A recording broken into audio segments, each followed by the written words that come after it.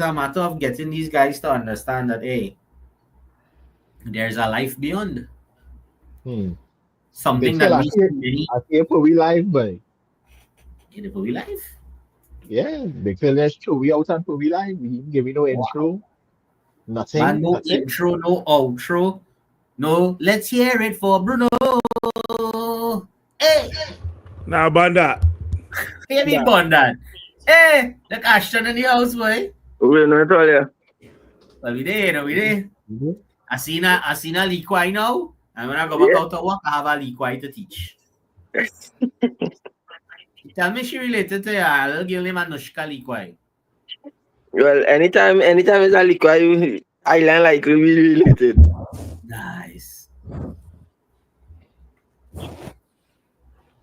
All right, bun all that. Cricket talk. We here for the real sport call. Hey, the licks Barbados get. He must say about that. Correct. Bun Loudy that. man, loudy man, loudy man. Allow me for the next couple of days, man. That easy. All right.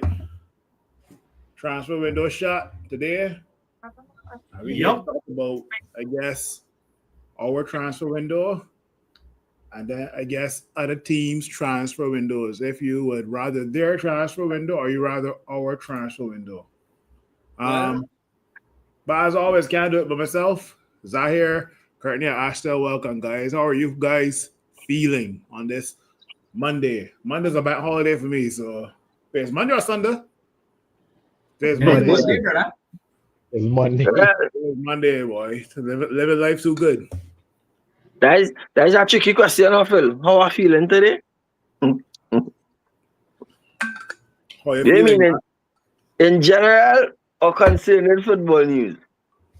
Man, we ain't talking about football. How are you feeling in general? How is life? Life is good. Life is wonderful. That's good to hear. Zahir, what's going on? How is life for you? Well, brother, TKR cut Barbados tail. They cut Guyana tail. Manchester give me 3 points for the weekend. What could be wrong? What we need that game? How about you, Courtney? You I inside? just chill. I just chilling. I chilling. That's the most I can say. Easy. Well, this is a transfer review show, and a couple of things happened today that shocked me. We bring in a goalkeeper. Ten Hag get fired again. That guy ain't got no luck. I swear the Manchester United job is a curse, boy. It got to be a curse. Even Ole and Solskjaer get fired as well too during the week. Anyway, let me not bring the negative news around here. As Manchester United fans, let's recap how we did in this transfer window. So we first brought in Matthias Cunha. Then after 55 days of back and forth with Brentford, we finally brought in Brian Mbeumo. And then there was some saga and some drama and a soap opera between Newcastle, RB Leipzig, and Manchester United. And Manchester United said, we will only bid if a certain player wants to be a Manchester United player. And so said, so done. Benjamin Sesko rejected Newcastle and became a Manchester United player. There were also talks immediately afterwards about Carlos Baleba, but we knew that it was wishful thinking because Brighton, we know over the last probably 4 to 5 years, have not sold their players for cheap. Whether it be Caicedo, Ben White, Basuma, Robert Sanchez, who else went for over 100 mil? I can't remember else, but we'll get back to that later. But it was wishful thinking that Manchester United were able to look for a dynamic midfielder. It didn't happen, but it is what it is. And then on deadline day today, we finally locked in Sané Lamens from Royal Antwerp, who is quoted to be the next best thing after Thibaut Courtois. Now, obviously, Manchester United weren't the only busy team on deadline day. 125 million After 3 months of a transfer window, 125 million is the deal that sees Alexander Isak go from Newcastle to Liverpool. Liverpool fans also thought they were going to get Mark Gay from Crystal Palace, but that deal is off. And then Arsenal signed some sideman defender that nobody knows nothing about, but it is what it is. And then Chelsea is buying and selling and buying and selling and buying and selling. But let's stick to our transfer window, guys. We brought in a whole new front three. No more Garnacho, no more Rashford, no more Anthony, no more Højlund. We have Mbeumo, Sesko, and also Matthias Cunha. Hopefully, I want to tell you that. we will see the back of Andrew Onana, and this guy, Sané Lamens, can hit the ground running maybe from the maybe the second or third game after the international break. Now, let's work backwards because a lot of people were on the fence with Martinez, and then a lot of people wanted Sané Lamens. The people who were on the fence with Martinez said he doesn't suit the profile of a Manchester United player because of his attitude, but Right. Premier League proven, and you can kind of understand why the club will go down that direction. But then, on the flip side, Sané Lamens is 23 years of age. He won't cost as much as Emi Martinez, and his wages will be way less than Emi Martinez. Now, was signing a goalkeeper a priority for us at Manchester United? And if yes or no, are you satisfied with us signing Sané Lamens, or would you preferred to sign Dibu Martinez from Aston Villa? I gotta let Aston go first. To be honest with you, I don't really know much of Lamens, but I'm satisfied. Reason being, he is cheaper, he is younger. Even though he ain't hit the ground up and running, we see one of our best come and didn't hit the ground up and running and still turn out to be one of our best. So I think, in my opinion, that was the better buy. I don't like Martinez at all for many reasons, but I'll just state two so far. One, he's too cocky, and two, he's an Argentine. So I never had interest in him. But Lamens is the better buy in my book.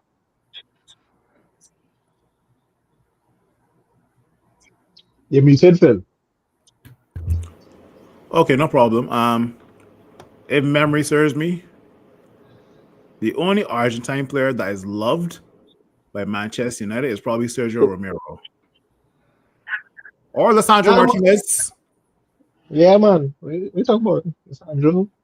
Okay. Love by us. Same question to you, Anchor. Was the goalkeeping position a priority, and if so, signing Lamens, would you have preferred him over Dibu Martinez, or you would have preferred Martinez over him? If in terms of if the goalkeeping thing was a priority for me, I would have said, if you had asked me before the start of the league, I would have said no, because I really thought that Bayern they would have come in and been a decent backup, and then he had those two horrible games, and yeah. For me personally, I would have preferred Martinez. Now I understand why they bought Lamens, because he's young, he was cheaper, he has more growth potential. But we're not in a place, it's not like when David De Gea came, where we had a kind of settled squad, we know what we were about. And he had time to grow into the position, and he also had good competition in this next Anders Lindegaard. Is Lindegaard? Yeah, Anders Lindegaard. So remember, there was a season where Fergie was playing one in, one out every week because he had that type of competition and he had to grow fast. I don't know if this young man could stand up to the pressure of being a Manchester United goalkeeper, because we all know that our fans, yeah, we could get a little brutal at points. And two, if he's technically sound enough to be dominant in the English game. Because saving in Belgium and saving in the EPL is two totally different things. True. So that's why I would have preferred for them to go with They could have still brought in Lemens Yutman and have him understudy and now Martinez. Because Martinez is already an established EPL keeper. We know what he brings, we know what he can do. He's a pretty decent shot stopper. So he would have solved the immediate problem and would have taken some of the pressure off Lemons and allow him to get a feel for the game and grow into the position. That's Fair my enough. take on it. Zaire, Argentinian keeper or Belgium keeper? Who did you want? Firstly, I think the Grimsby game and I don't want to say performance, I want to say lack of performance by Andre Onana, I think was the point at which the club hierarchy decided they were going to prioritize a goalkeeper for the rest of the transfer window. Because up to that point, we were still hoping that we would get a midfielder in before a goalkeeper. I think seeing definitely the type of game Onana had, and knowing that if you don't play him again, you only back up to Bayender, who, as we rightly saw, wasn't too very solid in the first two games of the season. Your only backup is Tom Heaton, Correct. who's what, almost 40 years old, right? So there's no future in that.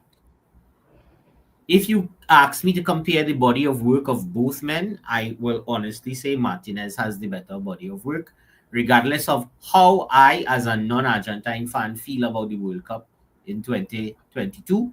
The fact True. that the man lift the World Cup, right? So you have a World Cup winning goalkeeper there. Was that enough for me to want him at United? No. One, I don't like the person's character that is visible on screen. There is no hiding that. What he shows on screen and on the field of play kind of rubs me the wrong way. Even if he was doing it for my club, it would rub me the wrong way. One. Two, if you're trying to build for the future, you're not going to get that long out of him, I think. Because in the last couple of years at Villa, he has been prone to some inconsistencies. He has made some high-profile mistakes. He has picked up some cards at times when the club needed him. Time wasting, yeah. If he does that for us, and if we bring him and he does that for us, we do have a backup plan. We back to Onana, who is refusing to leave, or Bayender, who is unproven. So I think the young Belgian is the better investment at 23 years old. It's a 5-year contract till 2030, which would put him at 28. And even if in 5 years' time we're not happy with him, 28, goalkeepers are hit their prime yet. So we should be able to hopefully turn a profit if the fee is what is reported, which is somewhere just over $20 million.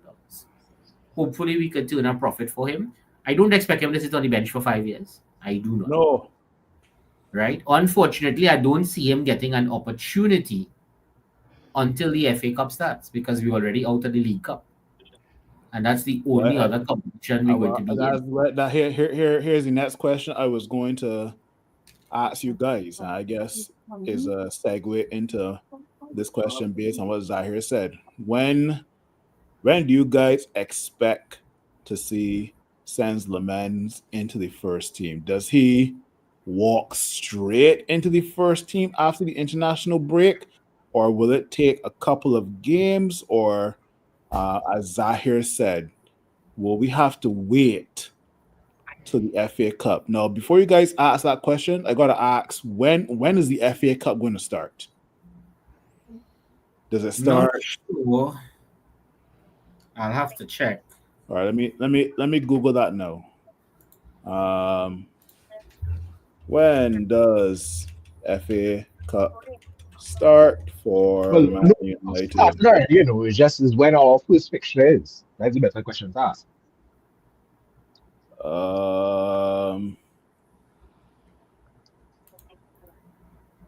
Let me look for that here quickly.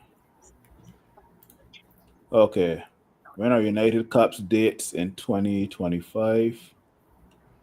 Okay, so Emirates FA Cup, third round, January 10th. Right. Ooh, Zahir, I might not agree with you on that, boy. Well, okay. That's a whole 4 months from now, boys, Zahir. Well, all right. Well, then, if you wanted to think about after remember we on international break this week, these next couple of weeks. Yeah. We come back out on the 13th of September with Manchester City away. 20th of September, Chelsea at home. 27th, Brentford, 4th, Sunderland, 18th, Liverpool. That's the next 5 games. You're not going to take a new goalkeeper and train him. Train him in to face City and Chelsea back to back, and Liverpool 3 games after that. All right. So you say you ain't training a new goalkeeper against City and Chelsea back to back.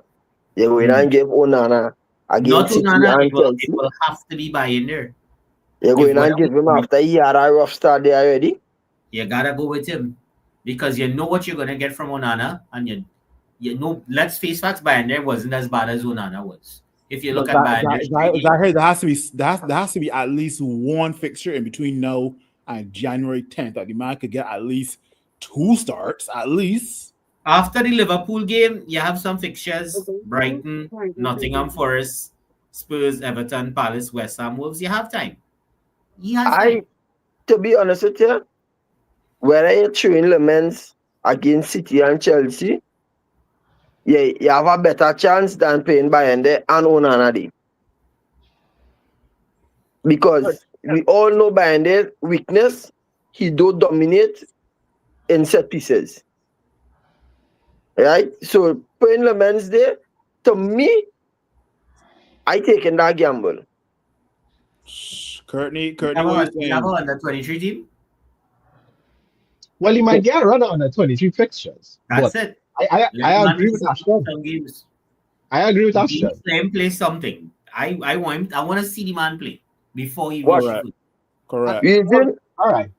Reason why I say that is because against City and Chelsea, yes, there's the harder opponents, but it's better.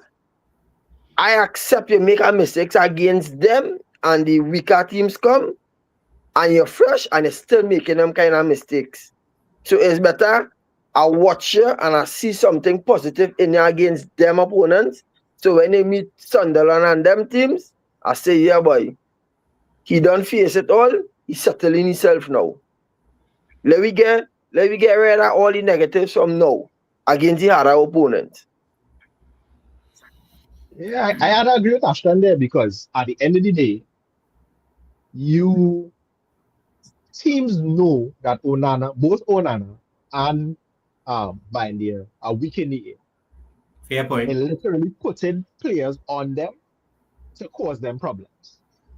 So at this stage, it's better training new goalkeeper and we see where he's in. Let me see if he will be dominant in the air. What you think is out here? Because I think we mentioned, you mentioned earlier that the FA Cup, you may get to see him in that time, but then also we mentioned under 23s, and then Ashton mentioned throwing him against City and Chelsea. I think Courtney may be on the same page with both yourself and Ashton with regards to either under 23s or throwing him straight into the fire. What do you think? I understand all the points. I'm taking all the points, right? Yeah. I am fully in agreement that every Tom, Dick, Harry, and Santa Claus knows how to attack Onana and Bayern. Correct. Right? Even freaking Grimsby Town, 90-something places under us on the football pyramid, not only knew how to do it, but did it successfully. Right? Grimsby freaking Town. There we go. Congratulations to Grimsby and all their followers. If anybody happens to come across this video, big up to them, right? But I still would say, here's what. At least let me try to find a compromise. At least get the man involved in the under 23 games, give him a couple games, and then after the Chelsea game, we have, I think, Brentford and somebody else before we play Liverpool. If the man's showing that he's doing well, then give him a little flex. Because by then you're gonna realize it ain't going to be Onana. And if Bayern have a stinker against City again, well, we have choices. We have decisions to make. Even though City, let's face facts, not looking like what we used to see it right now. Yeah, but Right? let me be real right here. City's for whatever reason, City can be playing the abhorrent stupidness. Yeah, they will And show up. They will show up when they we will show reach. up. Yeah. Right? And that flicking cyborg in the front there against our goalkeeper is a menace. And the next thing we are taking into consideration too, for some reason why this is one of the next reason why I will say start Laments. United like to take the hardest points and make it come real easy. And the easiest points, they like to make it come real hard. I don't know why. Against City and Chelsea, I just have a feeling from past experiences that is at least 1 or 3 points in the bag. And against Brentford, and I think the next person before Liverpool is Sunderland. Brentford and Sunderland. Them points going and come real hard. You understand? Translation, we show up against the big six. Correct. But then when it comes to the Sutherlands and the Brentfords and the Grimsby Town, we fold. We fold. I see these under 21. I see these under 23 fixtures, and we got Liverpool September 21st, Crystal Palace the 26th, Everton October 5th, Spurs the 24th of October, and then the 31st of October is Blackburn Rovers. Can he get a run in any of those games? I would start him. I would start him in those games. Question, right? He's a Belgian international. I think so, yeah. He get called up for Belgium team. Let me do a quick pull up and see. Because if he ain't get called up for Belgium team, he could. Because I'm sure the under 23s might have games in this 2 weeks international break. He has never been called up for the Belgium first team. The highest he has done is Belgium under 21s, and that was 2021 to 2024. Right. Actually, wait. He was actually called up, but he probably never played. It says here in March 2025, Lamens was named in the senior Belgium squad in the 2024-2025 UEFA Nations League playoff matches against Ukraine on the 20th and 23rd of March, respectively. He was named for them, but he probably never played. No, but with Courtois there, he's not going to replace Courtois. Right. So, true. So if he ain't get called up and the under 23s have games within the 2 weeks international break, you could get him a play. Correct. If not, he could just have some. Whoever ain't get called up from United squad could just get some practice between the sticks with him meanwhile. So that's pretty much half the first 11, maybe more. Well, all right. Louis, how much of them fellas are they calling up to let's qualify for the international manager right now? The only players that would get called up are Cunha, Sesko, Bruno. Cunha injured.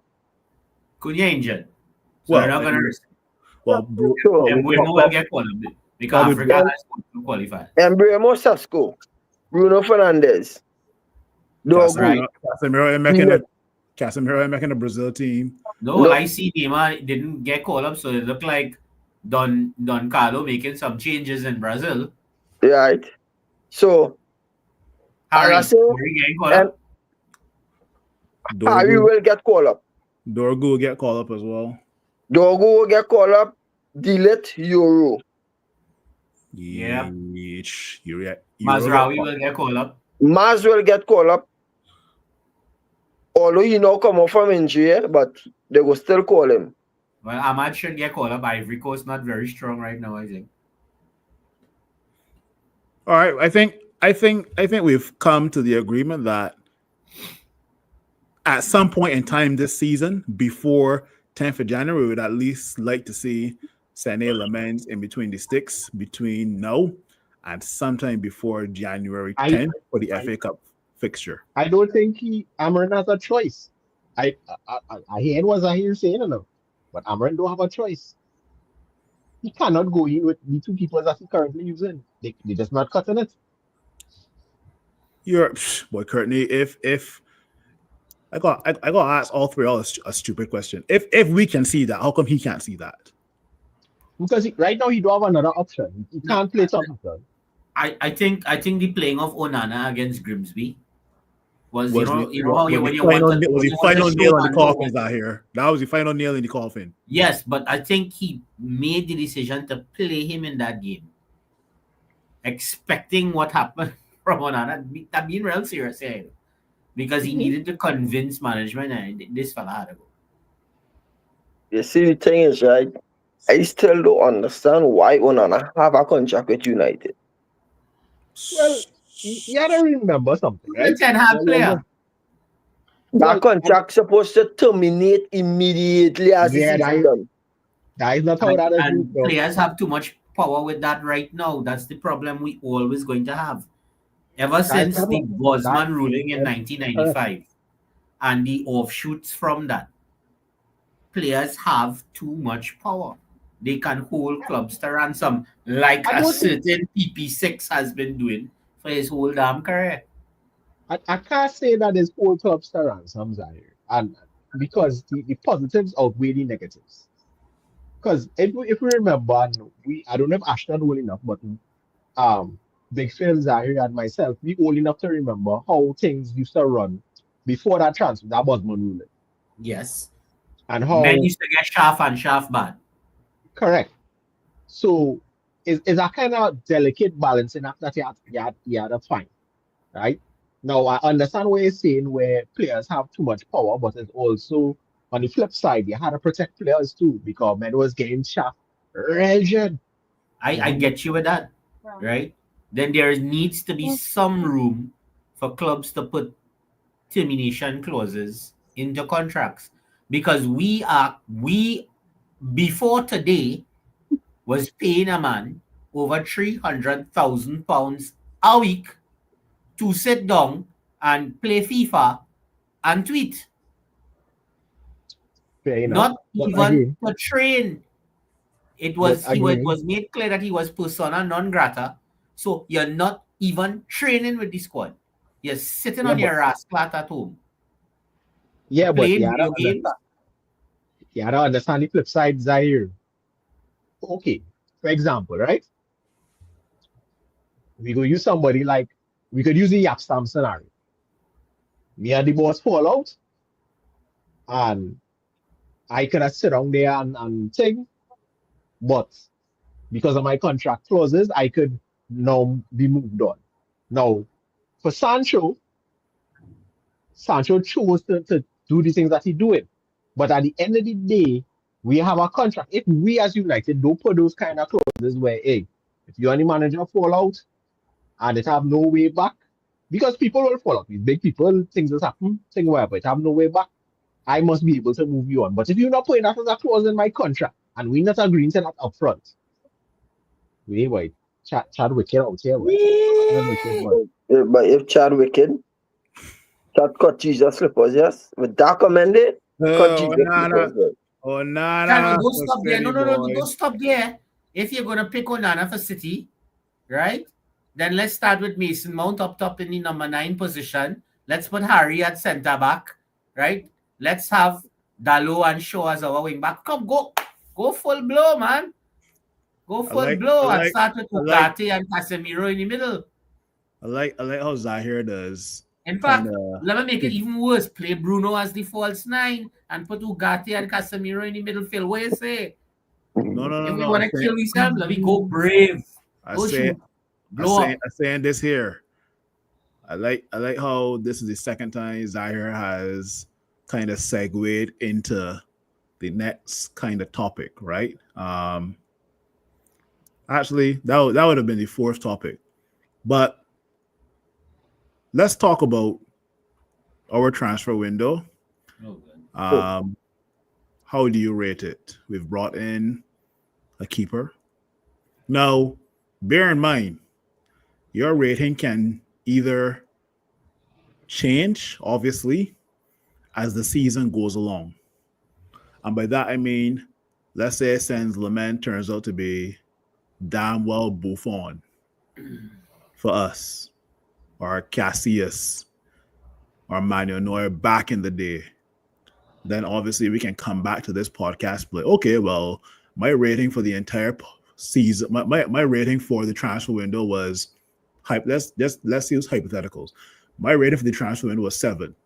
But lo and behold, goddamn, Sans Lamens is, let's say it's no December. Sans Lamens has saved us a good 10, 15 points. You can easily come out to this podcast and say, you know what, I changed my rating from a 7 to like an 8.59, whatever, right? So at this current moment, seeing us sign Mbeumo, Cunha, Sesko, Sans Lamens, Diego, Leon, and also getting rid of Højlund, Rashford, Sancho, Victor Lindelof, Rasmus Højlund.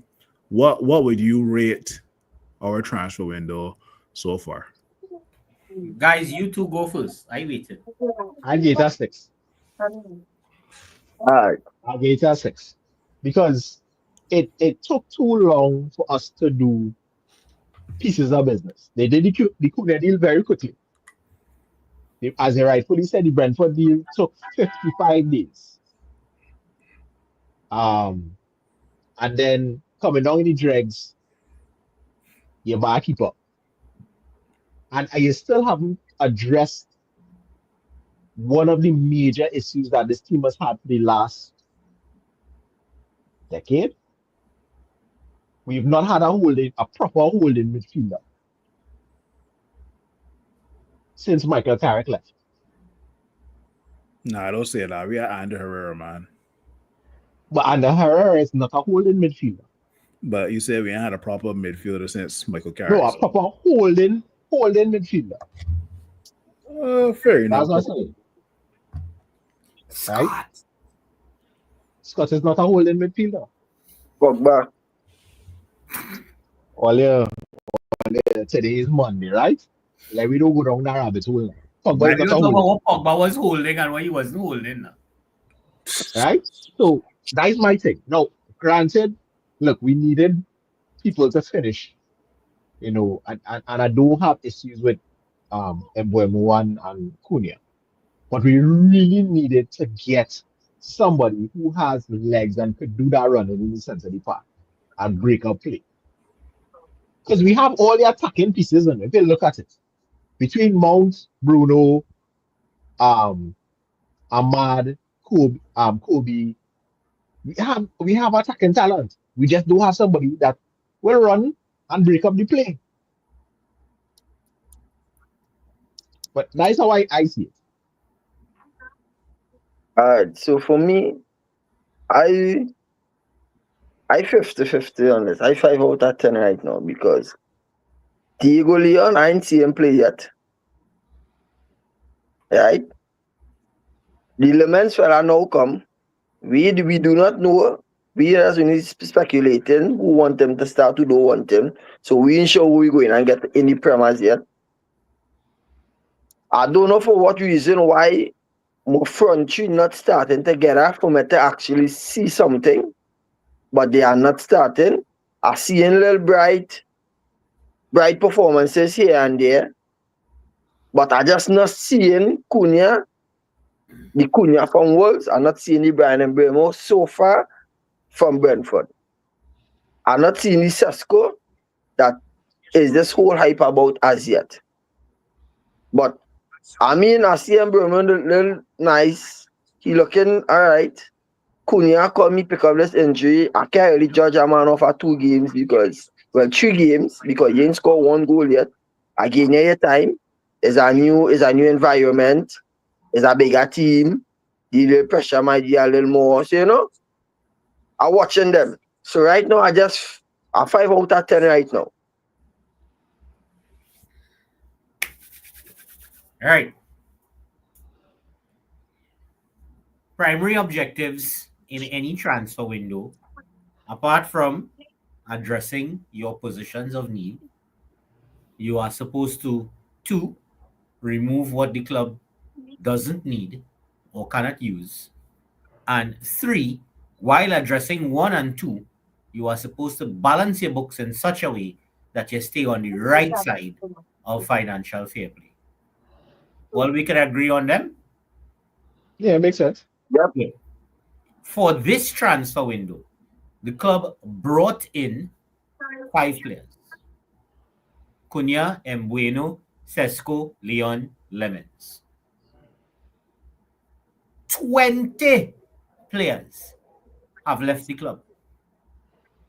Now listen to me good. Out of the 20 that have left the club, I'm looking at the stats right now on the Premier League website. 15 of them are out on loan. 3 of them were released, being Lindelof, Evans, who retired, and Ericsson.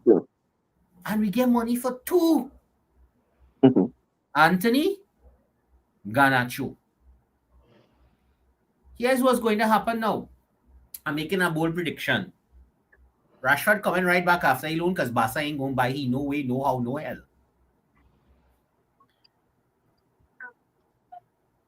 Sancho might probably get his loan terminated by Villa before the January transfer window. I'm saying it here and I'm not afraid. We boys are here, boy. He might get his loan terminated by Villa before the January transfer window or by the January transfer window. The only one we have a chance to get bought out there is Rasmus, and that all depends on how long Lukaku is out before Lukaku comes back and eats into his game time at Napoli. Right? All the youths who went out, hopefully some of them will do well enough and come back and be the feeder into the first team. So we, as far as I see it, in a net loss in terms of balancing things, for the sheer amount of money we spent for Mbeumo, Cunha, Sesko, we are even talking about what we pay for Lemons. Just them 3. Right? So we couldn't balance sales and purchases because we are dog crap at getting players out of the club and making any kind of money on them. We paid over 80-something million for Anthony and sell him for 20-something million dollars. Well, That just tells you how it goes. Yeah, but let me be fair to Anthony, man. Anthony was a victim of his price tag. No, this is not a knock on Anthony. It is a mere fact that that is what was paid and that is what we sold him for. Me saying it's his fault at all. Right? We didn't get the midfielder that was supposed to be a priority. We are stuck with a goalkeeper, at least one, that no right-thinking person in the club should ever want to start for the club again. So with all that considered, Papi, 4 out of 10, and that's a generous 4. So we got 4. Courtney said 6, and Aston, you said 5? Yeah. Boy. Yeah, when a guy's harsh, boy. And by the way, they only get a 4 because Mbeumo scored. It was probably going to be a 3. I thought I was being harsh, boy, but nah, boy. When a man harsh, boy. I hate thinking between a 6 and a 7, but my gosh. Can't say a 6 and a 7 because all 4 players is overpriced and we pay the money. The only reason I won't say if you're judging performance in a game, right? If you're doing player ratings on a game, out of 10, you would say our average performance is somewhere between 5 and 6, right? Out of 10. Right. Our average performance. So if you take the same approach to the window, our average window would be somewhere around 5 or 6. If you do above expectations, you go above the 6. If you're below expectations, you go under the 5. I got approach this from a different perspective, right? Now, we were able to bring in 2 Premier League proven attackers who have been tormenting other teams at lower clubs while they were at their respective clubs. we were able to get rid of the toxicity that was Rashford, Garnacho, and also I won't say Højlund is toxic, but Højlund definitely does not suit the mold of a Manchester United player where he can't do the basics, right? So us bringing in Cunha and Mbeumo, I think that was a great start. I don't want to say we overpaid based on how the market is today, and you see how the likes of Kudus and Madueke and that about through Alanga, these are all players that went for 50 plus million, and their stats were not as good as Cunha and Mbeumo, right? So I'm glad that we were able to get those two players. And honestly, when I'm looking at it, I can't think of any other Premier League proven players that I would have wanted at my club, right? Now, the way we approach Benjamin Sesko, right? Back in the day, we used to just throw money at clubs and hope that the player would accept. But this felt a bit different. Newcastle threw money at RB Leipzig, and we clearly said we will only bid if Benjamin Sesko is interested in coming to Manchester United. So I think that approach, you must give some praise to that. The intention of getting a midfielder was there with Carlos Baleba. I don't want us to be on the podcast saying we should have gotten a midfielder and you guys are right, but no intention was made. It's almost like you go to the club and 5 hours gone and you come back home and you're saying, boy, I should have talked to that girl, boy, or I should have get that girl's number when you were making a move in the first place in the club, right? Am I upset that we did not get a midfielder? Slightly upset, but at least the intention was there, right? We at least went to Brighton and said, you know what? We're interested in Carlos Baleba. Brighton director was like, you know what? We want to keep Carlos Baleba. And so said, so done. If I approach a girl at the club, are we talking? And I ask, can I get your number? And the girl said, no, it's okay. You move on to the next girl. At least I made some effort to ask for the girl's number, right? And then lo and behold, we're seeing that Bayindir and Onana are going to cost us points this season. And we rectified it by bringing in Sens Lamens, who we do not know will hit the ground running or will take a few matches to get up to par. But at least we made the intention of getting a goalkeeper, right? So that's how I look at it. I say 7 because it's not a 7.5 or 8 because we definitely still need a midfielder to like cover Ugarte, right? No, I say a 7 and not a 7.5 because the end of the transfer window was a bit of a damper for me because just to see Kobe Menu ask for a transfer request, that kind of hurt my heart because here we sign Sesko, here we sign Mbeumo, here we sign Cunha, and all of a sudden you're seeing a guy who 2 years ago was scoring winners versus Wolves, batting up Liverpool, batting up Man City in finals and also in Premier League. And if you had tell me 2 years from now, from that FA Cup final, we will be sending this guy on loan, I would have slapped you. And lo and behold, 2025, the guy is wanting a transfer request. So that put a damper on it for me, and that's why I give it a 7 for this window. But let's be fair, right? The Kobe of 2 years ago is not the Kobe of now. Kobe didn't have a good season last season because he was injured. He was injured. So he's now, and look, I get it. It's a World Cup qualifying year. You know, you want to be up and about playing because they want to be on that plane next year to the World Cup.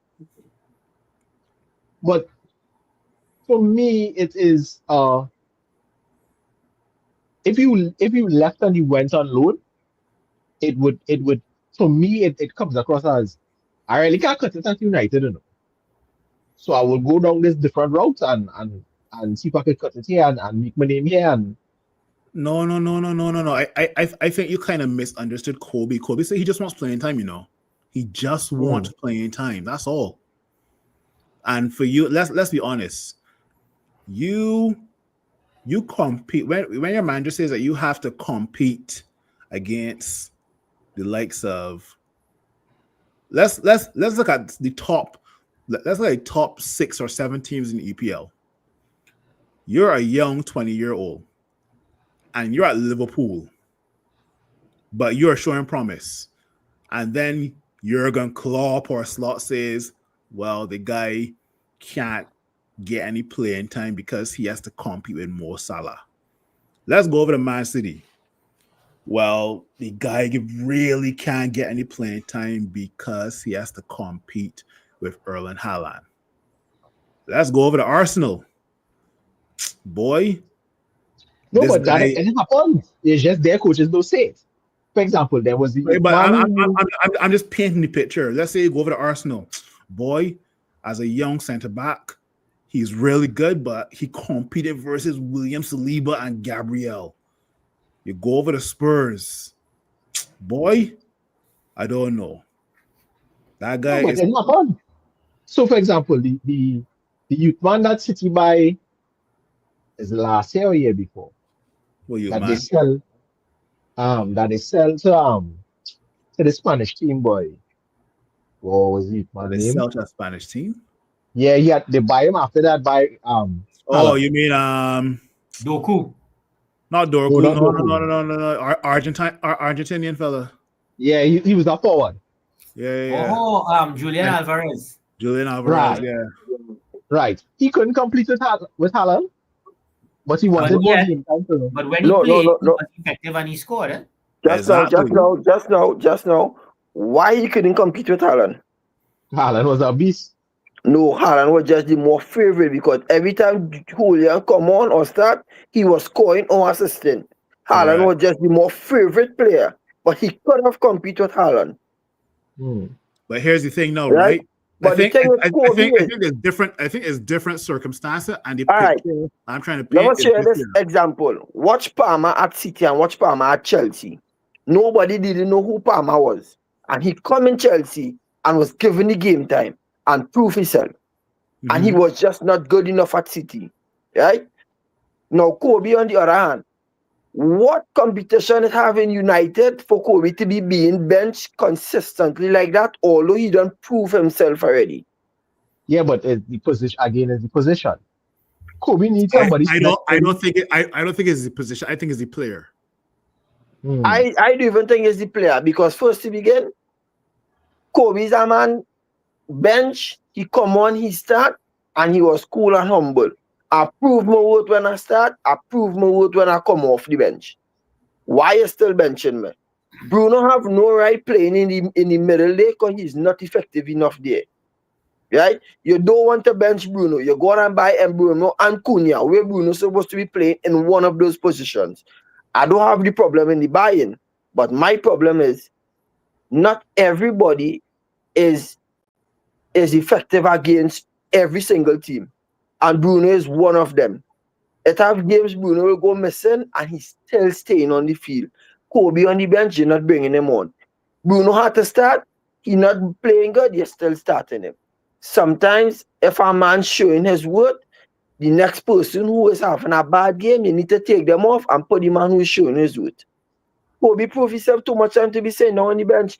My only problem with Kobe is that money he calling for is too much money. If you want to leave, leave. I'm not paying that money. Sorry to say. And the whole picture I was trying to, before you land, I heard the whole picture I was trying to paint is that the names that I called just now, they are undroppable unless they get some sort of injury or suspension. Hence, you go back to Arsenal just now. You saw Saliba get injured. Boom.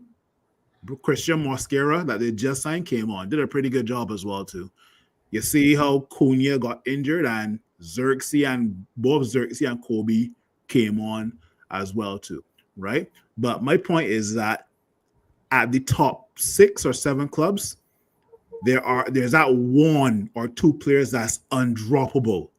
And for you as a 20-year-old youngster to be told that you have to compete with that player, you're kind of going to your ambition is going to get deflated. Let's put it that way. That's all I'm saying. And what Aston said, the way Aston put it versus your Salah and your Haaland, at least Salah and Haaland are performing, right? Your Salibas and your Gabriel, probably one of the best defensive partnerships in the league. But for you to be at Manchester United and you being told you got to compete against Bruno, even though Bruno is playing inconsistent, he's undroppable. That's why it kind of put a damper on the transfer window for me, right? So, but I guess I'll let you go through, Zahir. Maybe you have something to say. I look at it like this. Yes, as fans on the outside looking in, we are free to judge what we think is a good performance versus a bad performance, right? But at the end of the day, we are not the ones setting the metrics for the players by what they need to be judged by, right? That is solely down to management and coaching. And in this case, it seems solely down to Amorim, right? We can sit here all night, Phil, whether we agree or disagree, and list all the times Bruno has been inconsistent. And on the flip side, we can list all the times when he has done a piece of magic to help us win a game. All right. Maybe in Amorim's mind, he can't see any other player, Kobe included, who is going to do the piece of magic that or have the potential to pull a rabbit out of the hat to win a game. So that is his faith in his captain. That's his faith in his captain. So if he tells the young man he has to compete with the captain, it is not, one, you could say it's not fair, but two, it's now going to determine the young man's attitude and professionalism and willingness to be the dog in the fight, to fight for his place, right? And show that he could do it. Now, you have options. If the manager is not using you, he's naming you on the bench, and he only really bring him on against Burnley because you saw what was going on with the injury and the rejigging of the tactics and whatnot, right? I firmly believe if Cunha hadn't gotten injured, Kobe probably wasn't going to see a minute in that game. Just like the Arsenal game and the Fulham game, right? No, let me ask you a question, Zahir. Let me ask you a question, and I'm going to use your exact same logic that you just said, right? So you said maybe Amorim, the coach, could not see or cannot see anybody who could probably replicate the level that Bruno is producing, right? Can produce, right? Would you have said that exact same reason for why Erik ten Hag was benching Amad Diallo? Preference and style, I guess, because now we face facts. Even before Erik ten Hag, Amad was consistently going out on loan. Mm-hmm. Right? So it seems only had him for one season. No, remember he was in Italy. He was at Celtic. He was at Sunderland. So he was out on multiple loans. No, we had him for one season, man. I don't know if he was at Rangers. He was not Celtic, sorry, Rangers. Yeah. He was at Atalanta. He was at Sunderland. So it's three places he was out on loan. Right? In the time we had him. But even so, right? I think as a young man, Kobe's options right now is as follows. If you're looking at money in terms of this negotiation for contract, you're starting to nail your coffin. Because as far as I'm concerned, partner, right now, if I look at Manchester United's pay structure, ain't nobody worth the kind of money they're getting. Really and truly. Not Bruno, not Casemiro, not nobody worth what they need. And that's the unique problem I have with Manuel. That money he asking for, that's the unique problem I have. Nobody at his age is getting that anywhere. And the people at his age, at other clubs, he's in the age bracket with men like who? Hendrick and them? Yeah. Gavi, Pedri. Right. Oh, And me, you 20. can gain anywhere near that kind of money. So come, let me be real. Well, let me ask the question. Why?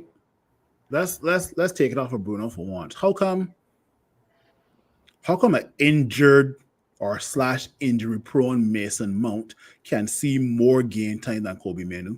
Well, we Because remember, as some- Zahir said, we only seeing the end product. We're not seeing what happening on Carrington on a day-to-day basis. or don't forget what Sancho said. There's a lot going on behind the scenes the media and the fans do not know about. I know You where understand? some of the insinuations come with that, right? But- And Sancho and those guys have a lot of access that they're grinding from things that happen when they were in the Three Lions shirt. No, let me ask another question, right? Because we all say that we do not see what's happening behind closed doors or what's happening in training. I gotta ask a question, and I can be blunt with you guys. Do you guys really care, or do you care what happens between minute 1 and minute 90 when we play opposition players? Do you really care what's happening behind closed doors, or when you turn on your TV at 7 o'clock in the morning, 10 o'clock in the morning, 12:30 in the afternoon, and that whistle blows from minute 1 to minute 90? Which one is more important for you guys, honestly? Right. So I can me sit here, now- I could sit here and say for the last year, from minute 1 to minute 90, in a majority of the matches, Andre Onana has been shit. Correct. right. And Do I really care to me- do I really care how Onana is training behind closed doors? I don't care. I just know from minute 1 when I get my ass up at 7 o'clock in the morning to wipe the coal out of my eye. Andre Onana does shit. We do this repeat over and over and over and over and over and over again from minute 1 Right. to minute 90. All right, So, hold 1 second. reason- Phil. Go ahead, Ashton. reason why I will care what's going on behind the scenes, because Mourinho come and gone, Ole come and gone, Van Gaal come and gone, Ten Hag come and gone, Amram is there still, right? How much players, 40 plus players come and gone, and the problem still unsolved with managers or players. So that leaves me thinking of what really going on behind the scenes that creating this problem on and off the field. Have me thinking, yes, my problem is getting up all over the morning or missing work because I want to go and watch United play, and as I say, Phil, Onana doing a bag of shit. I don't know what kind of shit it is, but it really stink. Keep doing it week in, week out, and we still ain't getting the results. So it have me thinking on both sides now. What really going on behind the scenes, or what really going on the field with these players? All right. To piggyback off of that, we mightn't really care what's going on behind the scenes with Onana because we see the shit he doing, right? But if we all see the shit he doing day in, day out, game in, game out, and yet he's still being played, then it means the other man who stands to start had to be doing real shit behind the scenes if the manager still choosing to play the Onana game in, game out. So we had to worry about what's going on in training and behind the scenes. Because if the other man was setting training on fire, you'd pull Onana and put the other man in long before you do it this season. And by the way, the man only started the season because Onana was supposedly injured at the start of the season, or not 100% fit to start the season. How much will you want to bet that if Onana was fit and kept right through on preseason, that he was starting against Arsenal on day 1 of the season? When he played shit, right? So it had to be that whatever he's seeing from the other backups makes him feel, well, boy, that is shit I know, and that is shit I gotta live with, because what seen behind the scenes was. And I started to pay attention. Before Courtney come in or Ashton come in, I get where you're coming from, Zahir, but as a fan, the definition of insanity is doing the same thing over and over and over and over again, expecting a different result, right? So it's all good as the manager. You're seeing how hard these players are doing well in training when there's no pressure and there's nobody flying tackles or nobody shooting rockets at you. But when it comes to game day, can these players handle the pressure? Now, if a specific player, he keeps on he's doing well in training, but when it comes to game day 1 up to game day 5, and his average rating is a 5 out of 10, a 4 out of 10, then you as a manager have to decide somebody else got to play in that position until that guy gets his. Basically, he's giving you an average performance from game 1 to game 5. There must be somebody else in that position that can't do any worse, right? Because iron sharpens iron, right? So if we on the podcast can see that a specific player or players keep on doing shit week in, week out, let's rewind. And I'm sorry to go off on a tangent here, but let's rewind to Ole Gunnar Solskjaer, where we probably said that the likes of Scott and Fred were training well. But when it came to being a midfield duo that can stop opposition players, it was an F. It was an F. And that time you had the likes of Donny van de Beek on the bench who can probably get a running or get a sweat, and the guy could not get any start, right? So let me hear what you guys say about that, Courtney. Maybe you have a different opinion to me or similar to Zahir or something. I hear both sides. I generally tend to agree with Zahir, because I wanted to show. Rio said it best. Rio said, during Sir Alex Ferguson time, when you're not in the team, he used to tell the players, be ready. Because when the opportunity comes, you have to take it with 2 hands. You have to force your way into the team. If you already want to be that guy, you have to force your way into the team. Every time you touch a blade of grass, nobody must say that you didn't have a good game, that you didn't elevate the game. And force your way into Ruben's plans.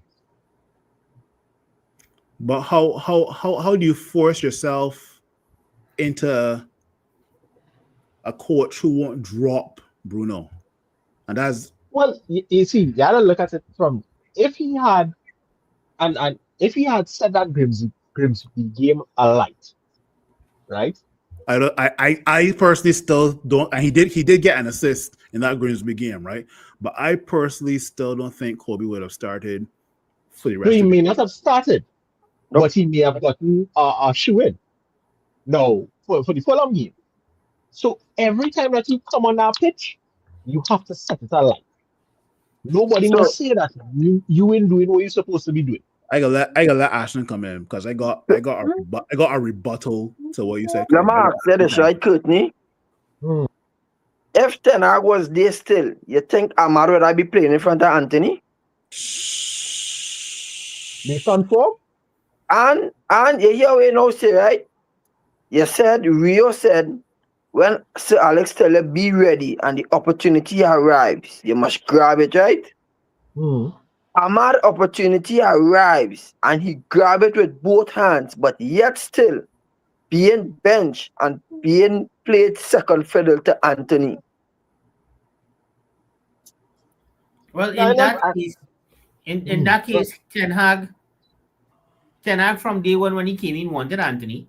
The club waited till the end of the window and ended up paying jackass money to sign him. Sorry for my language, right? So he was always going to start for Ten Hag because that is Ten Hag player. So what about if it's the same mindset as Amrim just favor a other player over Meno?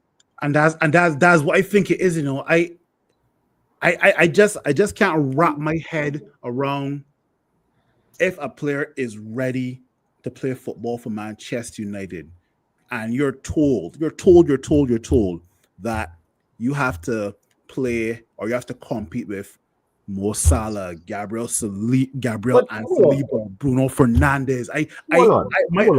My ego will be so deflated. Come on, let me be real. Because Meno did pull a rabbit out of a hat a couple of times to United. before Manu got injured last season, right? Didn't he have a good run? Wasn't he getting a run of games in his squad? Yeah, Yeah. but man, well- didn't Manu get injured during Ten Hag's reign? Yes, he No. did. He did? No, Yep. no, I don't Yes. think so. No, Yes, he had a slight injury coming down to the ending. He had a slight injury. And that so basically Manu got injured during a 4-3-3 and came back to a 3-4-2, if that makes sense, or a 3-4-3. I You know, I get what Zahir and Courtney are saying, right? But I just have to say that it's kind of a favoritism on Amrim's Yeah, side. but all I managers think have so. secrets, man. All But you playing right into my hand, Courtney. You know, playing right into my hand. I can repeat what I said just now. You are a 20-year-old youngster at Liverpool, a 20-year-old youngster at City, Arsenal, whoever, and you are lighting you are playing well in your Carabao Cup. You're playing well in the FA Cup. You're getting stints in the Champions League, and then you are told that, boy, Liverpool youngster, you're a great right winger, but Salah in front of you. Liverpool, our Arsenal centre back, you're really well, you're solid, but Gabriel and Saliba, and even, let me rewind way back to when a young Gerard Piqué, you know who he had to, you know who was his competition? real one. That's why he ended up going back to Barca. Rio Ferdinand. Right? So, but again, hold on on. top of all of that, guys, just now, on top of all of that, right? It comes back to this for me. It's not the size of the dog in the fight. It's the size of the fight in the dog. Correct. If you're a young man and you're looking to establish yourself and you're being told to fight and you ain't want to fight, that is a bad sign for somebody who wants to But make this. I don't think Kobe doesn't want to fight. I don't think so. Asking to move says you don't want to fight. No, Because but you're not no, wait. Where is he guaranteed playing time? Tell me. Anybody in the top six? His agent will find a place for him to play. No. But right now, these are how these guys are thinking. Remember, this is why a Garnacho will sit down there and say, "I ain't going nowhere but Chelsea," and a Sancho will sit down and say, "That ain't not enough money for me."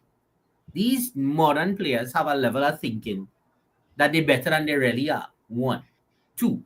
If it is really playing time that the young man wants, really and truly, from positions 1 to 6 in the Premier League right now, he ain't guaranteed to get no playing. It doesn't have to be positions 1 to 6. The man can choose from 19 other Premier League clubs. I'm just saying. The man can go to Italy. The man can go to Spain, because at the end of the day, right? The England but he wasn't going. The England coach has to travel. He's going to Italy or Spain. No. You know that. No English player willingly goes to Italy or Spain and hoping to still make England squad. Really and truly. Right? Yeah, but unless yeah, but Jair, on the other flip side, on the other flip side, I could only call approximately 3 teams that Kobe Mino not working on. No.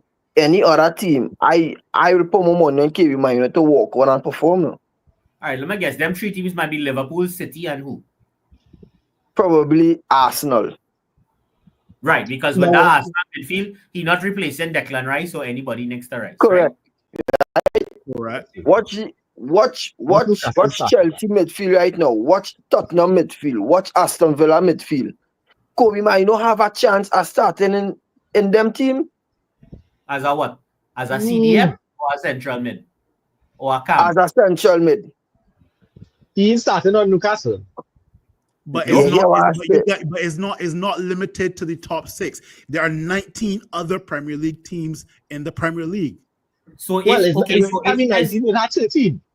Okay, no. So if minutes playing time with the ambition of making the World Cup squad is your aim, then come out and tell the manager, I will go to any team. If that was the conversation he had with management, and management holding the youth back and still punishing him, well then all fault to management. I agree with you, Zahir, but it didn't get to that point. It was to the point Kobe Manu or Kobe Manu's camp. I would like to put in a request to go and get game time. Manchester United answer was, we're blocking it. It wasn't like, okay, we understand which teams Well, you no, have no, in mind, hold on, right? hold on. That is what we know in the public space. We don't know Right. what's the conversation in the background. But exactly, we can only go on what is said on social media. True. Correct. All we saw was Manchester United blocks Kobe Mainoo's transfer request. That's all we saw. That is all we saw. Anyway, guys, let me spend the next, because we've gone over an hour, and I am enjoying the discussion. Let me start. We're going into the international break. The transfer window is closed, and we saw that Liverpool signed Alexander Isak, 125 million. Not worth it. Well, here's the thing now, right?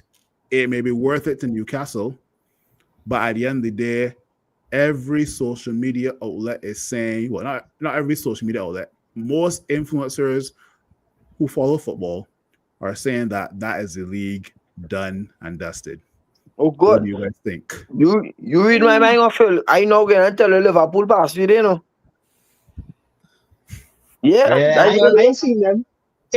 I will say this. If he goes into that team and it clicks, Yes. because right now they don't necessarily play through a center forward like how they would have done, like he would be accustomed to in Newcastle. I think Mo Salah was the top scorer in their squad last season. And has been for multiple And has- years. You're right. So if And that's he goes in minus and it- penalties. right, and if he goes in and it clicks, yeah, but I ain't seen nobody beating it. I don't know if it will click. They have to change the system to accommodate that, because Ekitike is not Isak. And I'm not going to say that, Jahi. That youth man they have right there, he walk in there and he just like a bulb shining. Right? You understand? And It's style of play. It's style of play. And you can either rise or you go fall. And it is the knock that we used to have back in the day with Dwight York when he was playing for Manchester United. And then when you come home to play for Trinidad and Tobago. but When you you see play the for thing is, Manchester United, you're getting balls from the left and right from Ryan Giggs and David Beckham, who could close their eye and drop a ball on a 25 cents piece on the pitch. Then you have to come over here and get from what quality of players. no. Right? The man had either rise or fall. You see the thing with Liverpool, what people not realizing, they have a striker now who's scoring. They go on and buy a striker who's Premier League proven. We do not know if he go in and click. But Liverpool is a side could adapt, the players they have could adapt to Isak's style of playing. You understand? I'm telling you, because I mean, may he so rest in peace, Diego Jota. If he was on that left side, he crossing. Gakpo crossing. But you gotta understand something too. Mo Salah very greedy. Right. You think so? But no, Just now, he is very greedy. But he is getting older and he is understanding that he cannot do the amount of running again. And he will be even crossing right now. As I watch in Liverpool, he is crossing more frequently than previous seasons. Yeah, that's where I was going. Mo Salah was greedy under Firmino and Sané, but I think, as Aston mentioned, he cannot do it by himself. Correct. So adapting to Isak's style of play, Liverpool have the players to adapt to his style of playing. Remember the old, to switch sports for 1 second. Michael Jordan, undisputed greatest of all time, right? Questionable, but okay. Come on, Phil. No. Okay, all right. We will leave that far up. We're going to leave that.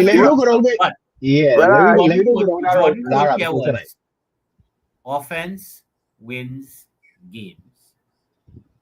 Defense wins championships. Yep.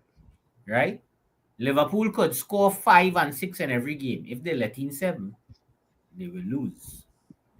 So whereas up front everything looks great, we haven't seen anybody really put. And Arsenal just rocked back in the shooting. I was very disappointed in Arsenal this weekend. Right? Arsenal just let Liverpool have the ball and play football. But Newcastle play better than Arsenal, Zahir. So did Bournemouth. Right? But Zai, that is something I tell Chad and Robert Friday night, right? I said, only how you beaten Liverpool is if you defend better than them, because you cannot outscore them. Liverpool will score on you. But if you can defend better than them, you beat them. So we looking like we will get about 7 then? Looking like we will get about 7? I actually, if let's look at our defense, right?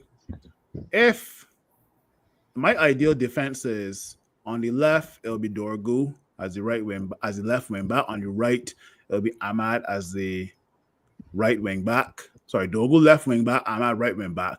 If we have a defense of Mazraoui, De Ligt, and Euro, I think we could do a job versus Liverpool, you know. I think so. And I'm two-sided with your Phil. But I might run rings wrong. No, not that bad. The tree in the back you're talking about there, I have a serious problem with that tree. Not defensive. Reason being, Euro like to carry the ball. Yeah. Right? De Ligt very slow in the back there. Not Maguire. And you can't leave it up to Mars all the time. So if Euro because Euro is quick, right? Yeah. Euro is quick. His recovery time is quick. So he like to carry the ball to the midfield. If he do get exposed in that midfield up there and leave De Ligt and Mars, where Mars will have to be covering Salah, what you leaving De Ligt to do in the middle there by himself? If I look at this season, Yara mark Isako Eketike 1-on-1. And that is like molasses in winter. I know, but I kind of got more once we shift out Luke Shaw, who has been doing okay so far. He's been doing well. Once we shift out Luke Shaw and put Mazraoui on the right where Euro is, and Euro on the position that Luke Shaw would be, and those three start to communicate better, then I think we could have a solid defense. I think so. I also think that if Sens Lamens kicks off as well too, and those three communicate better, because I think what our defense is lacking is leadership and communication, right? You look at Arsenal and the most vocal person is Gabriel. You look at Liverpool, Van Dijk, right? So yeah, I think we could definitely be a solid defense if we have better communication, right? But in my opinion, Liverpool is beatable. You can score a goal. No. Not saying no, but you see the thing is, right, Liverpool have a front 3 or a front 5, maybe 6, who could pop up at any time and just destroy you. So I always tell people, because a lot of people obviously assume that since Liverpool get Isak and now they have Isak, Salah, and let's say Cody Gakpo, they should win everything. But remember when Real Madrid signed Mbappe last season, and everybody thought that Real Madrid would have walked away with everything, and Arsenal rocked up to the Bernabeu and put 2 in them, and Real Madrid rocked up to the Emirates and Declan Rice put them in the place. That is what has happened when a girl blank you and you let she come back and she happy. No, you can't say that. Blank them. The man blank them. Only don't tell me no. The man the year before, the man wholesale blank. They run him down whole window. And the man turn around and blank them and stay in Paris. Right? And then after you get bun and you're fed up, You go and make a tap back, and Madrid say, "Come, no." Anyway, the podcast gone longer than expected, and this was a very good discussion. We touched on transfer window. We touched on the Manu situation, and then we touched a little bit on, Liverpool signing Isak just now, right? Before we end, guys, any final thoughts? Could be football related, could be, if you want to put cricket in it, then by all means, but any final thoughts? Soca Warriors versus Curaçao next week this Friday. Soca Warriors 3, Curaçao 1, goal scored by former Manchester player Tahith Chong. Book it. Right. I didn't even know if I went and watch that game because I don't know who worse, if it's Soca Warriors or United, but yeah. Can't be worse than Barbados Royals. Oh boy. Right. My question to all you now, right? Just is either keep or let him go away. Rashford and Sancho, 20 plus goals per season for the season. Or they keeping them or they sending them on the way. I would definitely sell. Sancho had a tree for him. I don't think it's about way back for Sancho. Nah, Marcus have more room to come back. Sancho done. Yeah. Sancho done. Sancho could win Ballon d'Or. He done. Sancho needs to find a new career. Yeah, for sure. Any final thoughts, Courtney, before you leave? I really wish the Amarin out section of our fans would stop. I really wish they would. Because we've changed 6 managers in the last 10 to 15 years. Come on. We have no stability, and we need them. It's better we get some kind of, it might be negative, but get some kind of stability with Amarin and see how this period goes, than give another coach, because I think what we've been doing, giving coaches 2-year cycles. 2.5. Well, yeah, we got averages at 2. When Pep came in, Pep had 2.5. Arteta took 5 years. Klopp took 5. Somebody else, a good bit of time to rebuild the squad. So yeah, we need to stop. If it's Elman at the end of year 2, or in the middle of year 2, going on to year 3, we still having issues, then fine. The man didn't even get a full season yet. This is the man's first full season. So they need to stop. I just got some news, and I'll end on this here. Jadon Sancho's salary will be covered for 80% by Aston Villa and 20% by Manchester United. Papa. Villa have money? Wasn't Unai Emery saying that he needed more players? So because of players already good by body. So right. So how do you feel about all the 3 past managers getting sacked on the same day? We can have that discussion a different time, man. That was that was a major coincidence, but we can have that discussion another time. Zahir, Courtney, Ashton, and whoever was in the comments, Martin and Chad, thanks for joining us. As President Chad would say, Manchester United will never.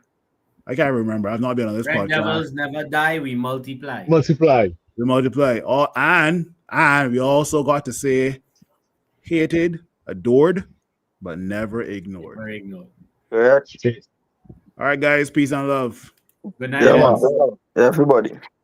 Easy.